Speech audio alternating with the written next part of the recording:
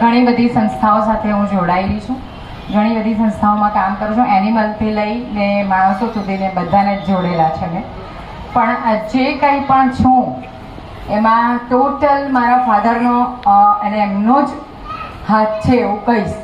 કારણ કે મારા પપ્પાની આદત એવી કે કંઈ પણ કરીએ અમે નાનામાં નાનું, મને યાદ છે કે મારી નાની બેને એક ચિત્ર બનાવેલું અને એ ચિંતન એકચ્યુઅલી એણે એક ઘૂંઘટવાળી લેડીઝ બનાવેલી અને એ લેડીઝ અમે જોઈએ એક નજરથી એટલે નમકહલાલનો અમિતાભ બચ્ચન લાગે.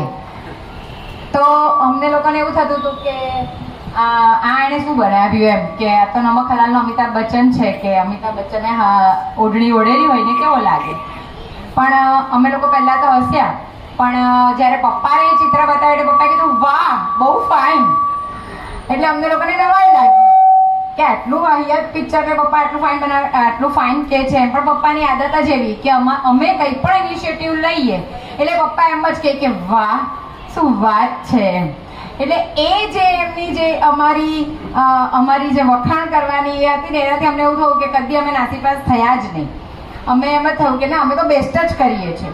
એટલે અમારી જાતને અમે એવી કેળવી લીધી કે અમે બેસ્ટ જ છીએ કારણ કે પપ્પા કહે છે. પપ્પા એટલે હીરો, એ જે કંઈ ને તે અમે ફોલો કરીએ. સૌથી વધારે વાદ વિવાદ બી પપ્પા સાથે જ મારો થાય. આજે મારી બહુ ઈચ્છા હતી કે પપ્પાને ગેસ્ટ બનાવીને અહીંયા બેસાડું ને પપ્પાને કીધું કે નાના હોય વળી હું શેનો ગેસ્ટ, હું શું છું એમ.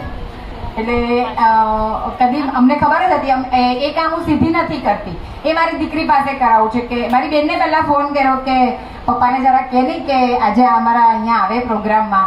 તો બેને કીધું ના હું થોડી કહું, એ તો તું હેતાને કહે. એટલે મારી દીકરીને કહે. મારી દીકરીને મેં કીધું એટલે મારી દીકરીએ કીધું આજે આપણે જવાનું છે બ્રહ્મકુમારી વિશ્વવિદ્યાલયના પ્રોગ્રામમાં ફાધર્સ ડેની. પપ્પા કે હોય વળી મારે ત્યાં શું કામ એમ.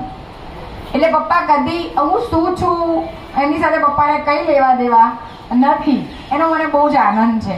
અને બીજું કે જે પપ્પાએ જે મારું કલેક્શન કર્યું છે એ અમને મોટી રેલ આવેલી જ્યારે આપણી શારદાબેન, ત્યારે મને ખ્યાલ આવેલો કે પપ્પાએ મારું કેટલું કલેક્શન કરેલું.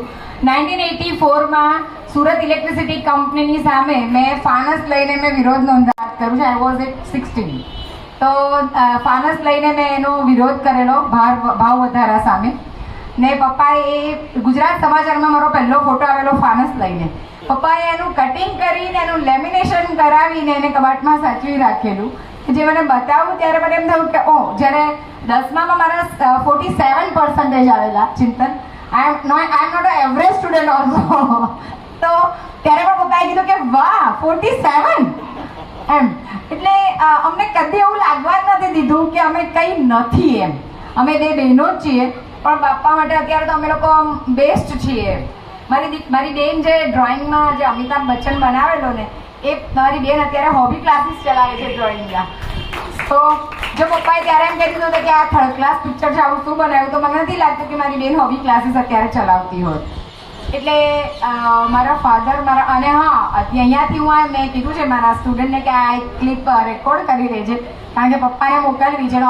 ઓબ્વિયસલી મને ખ્યાલ છે કે ઘરે જઈને મમ્મી મને ખીજવાવાની જ છે કે તારા માટે તો પપ્પા જ છે.